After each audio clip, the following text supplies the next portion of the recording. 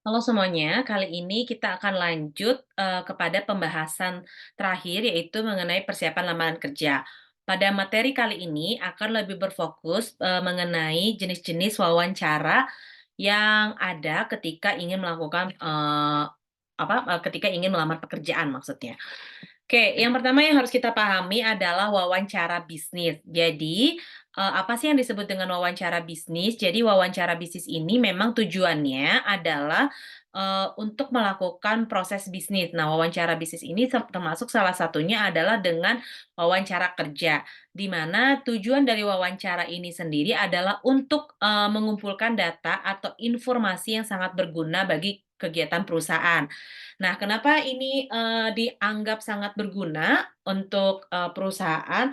Karena, apa ya, karena dianggap perusahaan ini, ingin mengetahui lebih lengkap dan lebih detail mengenai calon, eee, karyawannya gitu. Jadi memang perlu dilakukan yang namanya wawancara supaya bisa mengenal, karena tidak cukup hanya mengetahui dari CV-nya saja, tapi juga harus juga mengetahui nih kira-kira bagaimana wawancara, orangnya gitu. Ketika diwawancara apakah informasi yang disampaikan melalui CV-nya ini sesuai dengan apa yang dengan jawaban pada saat wawancara atau tidak, seperti itu. Nah, selanjutnya, tujuan bisnis dari kegiatan wawancara sih biasanya bersifat formal, biasanya menanyakan asalnya dari mana, apa, data personal gitu, kayak, misalnya lulusan mana, lahir kapan, kemudian kuliah di mana, jurusan apa, kemudian juga selain itu, biasanya akan, apakah punya pengalaman kerja sebelumnya, kemudian juga organisasi apa yang diikuti, kenapa alasan melamar pekerjaan tersebut di perusahaannya dan lain sebagainya. Jadi memang pada saat wawancara bisnis atau interview bisnis ini biasanya akan dilakukan pembukaan dulu, apa kabar, kemudian kenapa, tadi lama nggak nunggunya, biasanya seperti itu. Jadi pertanyaan-pertanyaan, pembuka di awal baru pada inti wawancara. Inti wawancara tuh alasannya, kelebihan dan kekurangan, bagaimana cara kalian, melakukan problem solving dan lain sebagainya. Nah, wawancara bisnis ini merupakan keterampilan, manajemen skill gitu ya, yang wajib dipelajari dan dilatih, bila seseorang ingin menjadi interviewer. Nah, kalau misalnya ingin menginterview orang, tentu kita harus melatih dan belajar bagaimana cara menginterview orang dengan cukup baik. Begitupun ketika yang diwawancara, bagaimana cara menjawab wawancara kerjanya atau wawancara bisnisnya itu dengan profesional, sehingga satu jawabannya tidak bertele-tele, 2 juga, selain jawabannya tidak bertele-tele juga yang kedua adalah, eee, kosakata atau kalimat yang digunakan juga, tidak belibet gitu. Jadi, gimana ya menyampaikannya tuh, supaya si pihak yang mewawancarai kita itu paham dengan apa yang disampaikan oleh kita. Makanya kenapa dalam wawancara bisnis perlu ada manajemen skill seperti itu. Ada 2 pendekatan wawancara. Yang pertama adalah pendekatan direktif. Nah, apa sih yang dimaksud dengan pendekatan direktif? Pendekatan direktif ini, lebih kepada bagaimana pewawancara ini, menetapkan tujuan situasi pada awal interaksi. Biasanya ini lebih efisien. Jadi, pertanyaannya itu saklek, "Oke, saya sudah terima CV Anda, saya sudah baca, kira-kira kapan Anda siap bekerja?" Misalnya seperti itu. Atau, "Oke, skill apa yang bisa Anda, terapkan di perusahaan kami untuk bisa meningkatkan penjualan yang ada di perusahaan?" Misalnya seperti itu. Jadi memang, yang disampaikan itu lebih efisien.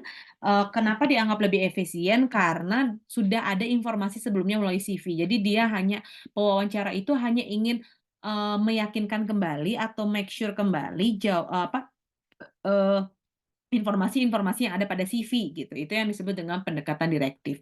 Tapi kalau pendekatan indirektif biasanya, pertanyaannya itu dari awal sampai akhir, sehingga nanti yang diwawancara itu akan mengikuti, tujuan dari wawancara tersebut, ngikutin aja alir dari yang mewawancara.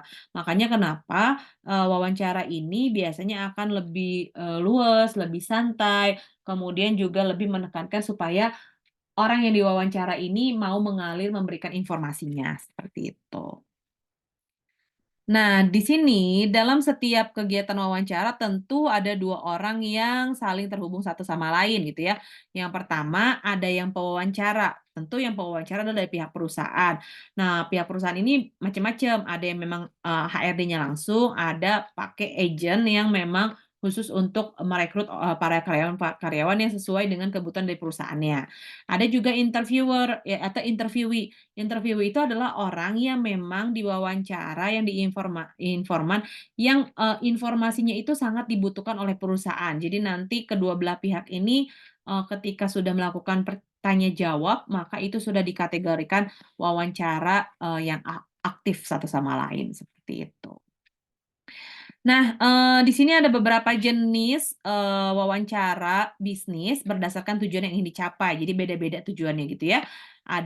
Ini berdasarkan dari sudut pandang, interviewers-nya. Jadi kita mulai dari yang pertama, itu adalah wawancara seleksi pekerjaan. Nah, ini sering banget dilakukan gitu ya, oleh mahasiswa-mahasiswa atau orang-orang yang baru lulus kuliah atau lulus sekolah atau mungkin resign dari tempat pekerjaan sebelumnya.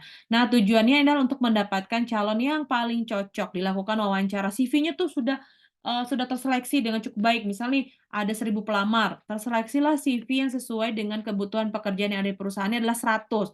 Tapi ternyata lowongan itu cuma butuh 10 gitu kan, berarti harus, menggugurkan, 90 orang. Nah, caranya dengan melakukan wawancara. Kenapa? Untuk dicari mana sih orang yang paling cocok dengan, perusahaannya, sesuai dengan lowongannya. Makanya kenapa akan ada orang-orang yang bertugas untuk melakukan wawancara, memilah dan memberikan pertanyaan-pertanyaan apa saja yang diajukan kepada, pelamar, apakah dia sesuai dengan kebutuhan, perusahaan atau tidak, seperti itu.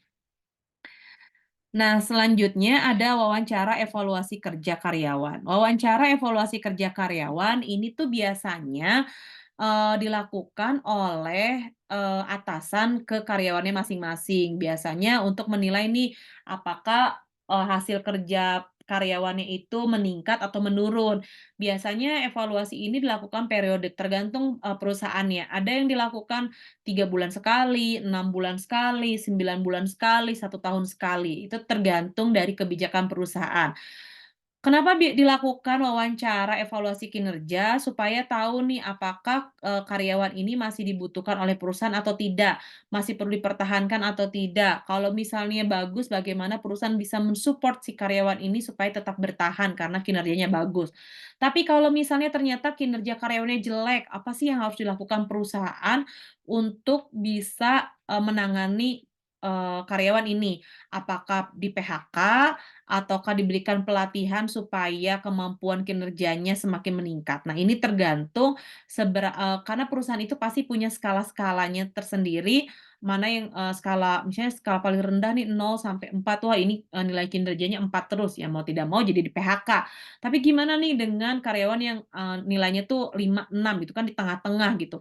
Apakah mau dikeluarkan ataukah mau dipertahankan? Nah, ini juga balik lagi kepada kebijakan perusahaan. Kalau mempertahankan pasti ada resikonya. Kalau memecat atau memberhentikan, karyawan juga pasti ada resikonya. Nah, hal-hal ini perlu dilakukan evaluasi yang sangat mendalam antara atasan dan karyawannya. Nah, selanjutnya, isi wawancara itu apa saja sih? Isi wawancara itu macam-macam. Yang pertama, itu pasti ada prestasi kerja karyawan. Semakin bagus prestasi kerja karyawan, hasil yang dihasilkan, maka semakin jelas juga, hasilnya gitu.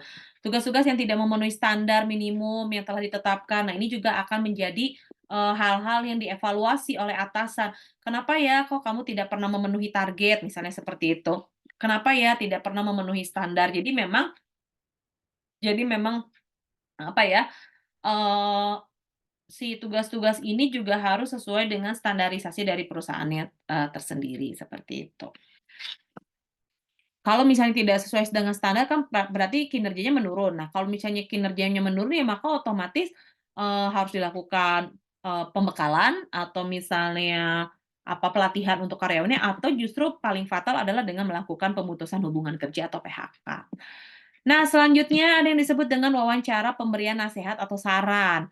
Nah, biasanya wawancara ini adalah untuk mengatasi, untuk karyawan-karyawan yang dihadapi oleh, masalah-masalah yang dihadapi oleh para karyawan di perusahaan.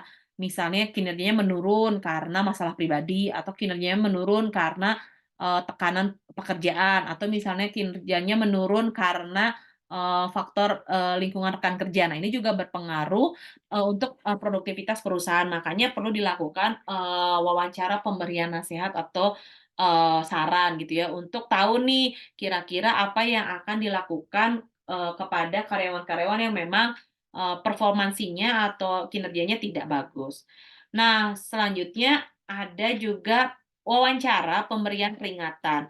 Biasanya wawancara ini bersifat surat peringatan, teguran, dan ini, apa ya, kepada karyawan-karyawan yang, bersifat sensitif. Biasanya, banyak bukti-bukti yang menunjukkan bahwa kinerja dari, karyawan ini tidak bagus atau mengalami penurunan atau misalnya si karyawannya, melakukan pelanggaran. Jadi apa nih yang harus dilakukan? Nah, caranya adalah memberikan, peringatan gitu.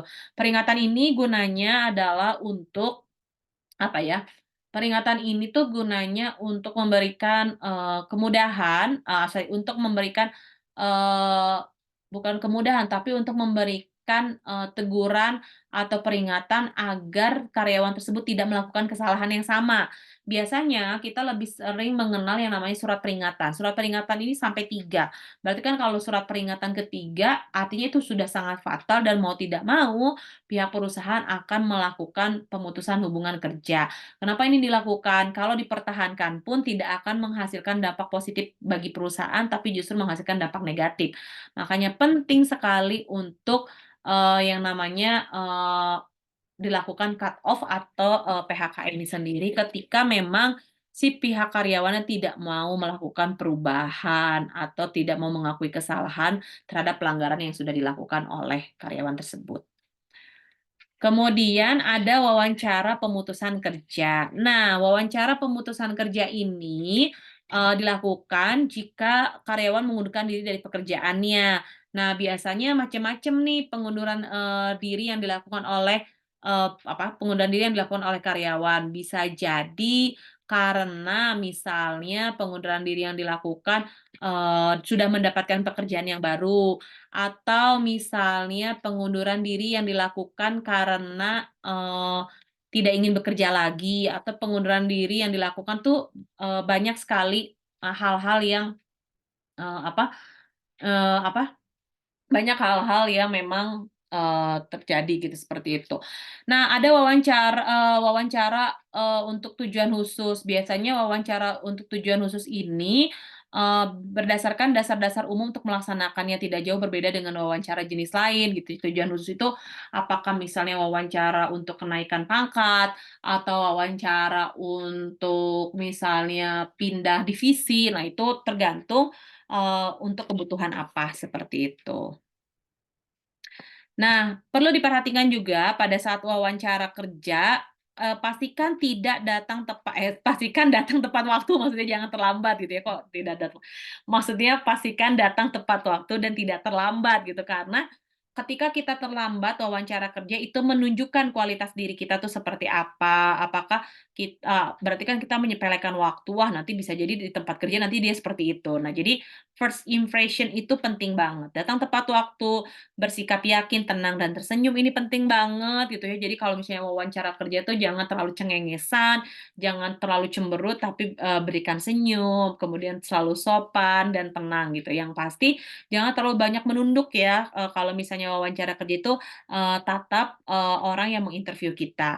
Berpakaian sopan dan rapi, salah satunya adalah, jangan menggunakan warna-warna yang terlalu mencolok, kalau perempuan, roknya juga jangan terlalu pendek, kemudian makeup juga jangan terlalu tebal, kenapa? Karena perlu diperhatikan, berpakaian sopan dan rapi ini menunjukkan kepada bagaimana antusias kita, apa ya, melakukan wawancara ini, seperti itu. Siapkan sertifikat dan surat-surat penghargaan. Ini juga penting gitu ya. Surat-surat dan sertifikat penghargaan ini adalah sesuai dengan kebutuhan dari karyawannya gitu ya. Kebutuhan dari perusahaannya, sesuai dengan lowongannya. Jadi kalau misalnya sebelumnya pernah mengatakan bahwa, "Oh saya, mendapatkan penghargaan A, B, C, D, saya mendapatkan surat A, B, C, D." Nah ini disesuaikan juga dengan apa ya, dengan wawancaranya atau lamaran yang dilamarnya. Jadi disiapkan, bicara yang jelas dan atur nadanya. Kalau misalnya kalian tipikal yang ngomongnya cepet kayak Ibu, pastikan ritmenya ketika berbicara tidak ngos-ngosan, itu yang paling penting gitu ya. Kemudian juga selain itu, ketika menggunakan nada bicara, jangan terlalu pelan, suaranya jangan terlalu keras, tapi atur sesuai dengan kondisi ruangannya. Kalau ruangannya besar, otomatis suara kalian harus lebih besar. Tapi kalau ruangannya kecil, nggak usah sambil teriak-teriak ngomongnya, tapi biasa aja gitu ya. Jelas pengucapannya A, B, C, D, dan lain sebagainya. Kemudian ada yang nanya, "Bu, tapi saya tuh kalau ngomong tuh, apa ya, kalau orang Sunda tuh bilang cadel." Apa ya kalau cadel tuh bahasa ininya? Jadi kalau ngomong tuh nggak jelas. Nah, itu juga perlu ada siasat atau trik untuk, bisa berbicara dengan, sangat jelas. Jangan memotong pewawancara di tengah kalimat, ini penting banget. Jadi kalau misalnya lagi diwawancara terus tiba-tiba, "Maaf Bu, bukan itu maksud saya." Nah, "Maaf Pak, maksud saya." Nah, jangan seperti itu. Biarkan selesaikan dulu apa yang disampaikan oleh, yang mewawancara, kemudian setelah, selesai, maka lanjut, kita jawab, "Terima kasih Bapak Ibu atas pertanyaannya, mohon izin saya menanggapi pertanyaan yang Bapak Ibu sampaikan." Kayak gitu. Jadi memang, biarkan dulu yang mewawancara kita selesaikan dulu percakapannya, baru, bisa kita respon, seperti itu, atau kita bisa berikan feedback. Nah, bagaimana nih cara mengenali pekerjaan dan perusahaannya? Cara mengenali, pekerjaan dan perusahaannya adalah harus tahu dulu kira-kira tugas dan tanggung jawab pekerjaan seperti apa, kebijakan perusahaan dalam hal promosi seperti apa. Ini penting banget dan harus clear gitu ya. Kayak tugas dan tanggung jawab pekerjaannya seperti apa gitu. Oh, tugas dan tanggung jawabnya ternyata, cuman A, tapi kalian mengerjakannya sampai Z. Nah, itu juga, melewati kapabilitas yang memang harus kalian kerjakan. Kebijakan perusahaan dalam hal promosi, misalnya kalian harus juga tahu nih, kalau saya bekerja di sini berapa lama, kira-kira saya dapat promosi berapa lama gitu, atau, apa yang, akan saya dapat dari perusahaan ini. Kemudian, kesempatan berkembang, peningkatan karir ini juga harus, clear gitu ya, kira-kira kalau saya bekerja di perusahaan ini, apakah karir saya akan berkembang atau tidak gitu ya. Ketersediaan program pelatihan karyawan ini juga dilihat apakah perusahaan itu mensupport nggak ya untuk, misalnya kuliah lagi, atau misalnya perusahaan itu support nggak ya kalau misalnya, saya dilakukan, pelatihan dan lain sebagainya. Ini juga perlu dilihat gitu, diperhatikan ketersediaan program, pelatihannya. Nah, selanjutnya ada produk unggulan perusahaan, itu juga harus kita kenali. Jangan sampai ketika kita mau melamar pekerjaan, kita nggak tahu nih produknya apa yang dijual perusahaan, apakah jasa atau barang.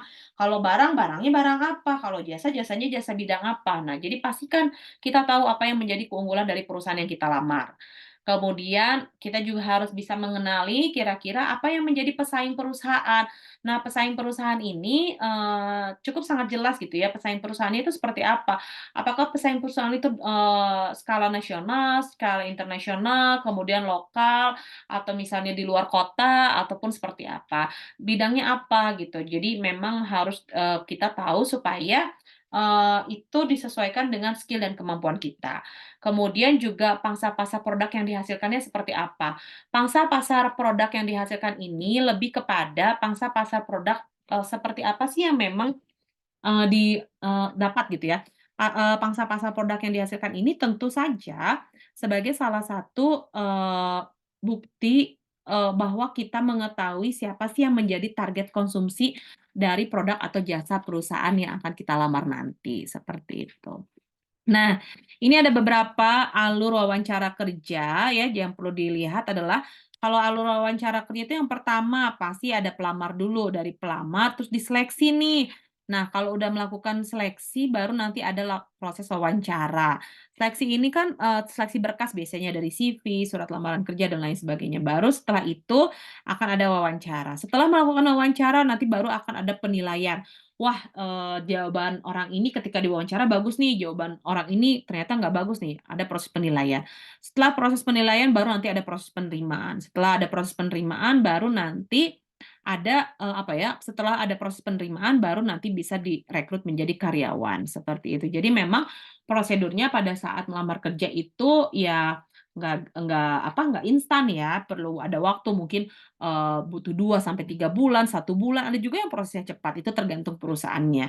Tapi hal yang paling penting adalah setelah usaha, kemudian setelah mencoba sana sini, jangan lupa untuk selalu berdoa. Apapun keyakinannya, berdoa adalah salah satu, jalan lain untuk mendapatkan pekerjaan idaman yang kita impikan, seperti itu.